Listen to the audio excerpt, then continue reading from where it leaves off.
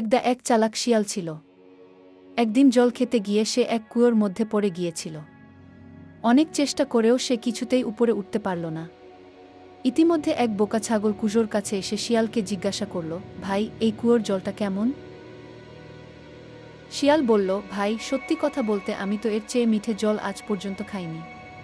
এসো, তুমিও খেয়ে দেখ একবার। জল খেতে বোকা ছাগল কুয়োতে নামল। তখন ছাগলও একই সমস্যায় পড়ল। শিয়াল বলল, আমার মাথায় একটা বুদ্ধি এসেছে, যাতে আমরা দুজনেই এই কুয়ো থেকে বেরোতে পারব।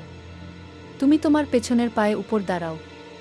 আমি তোমার গা বেয়ে উঠে আর তোমার শিং ধরে এক লাফে কুয়ো থেকে উপরে উঠে যাব। কিন্তু আমার কি হবে? ছাগল বলল, আমি বেরোব কিভাবে? ঠিক একইভাবে তুমি আমার পিঠে উঠে বাইরে বেরিয়ে যাবে। বোকা ছাগল কিছুই বুঝল না, কিন্তু শিয়ালের কথায় রাজি হয়ে গেল। তখনই চালাক শিয়াল তার পিঠে পা রেখে কুয়ো থেকে বেরিয়ে গেল। আমায় বাঁচাও, ছাগল চিৎকার করল।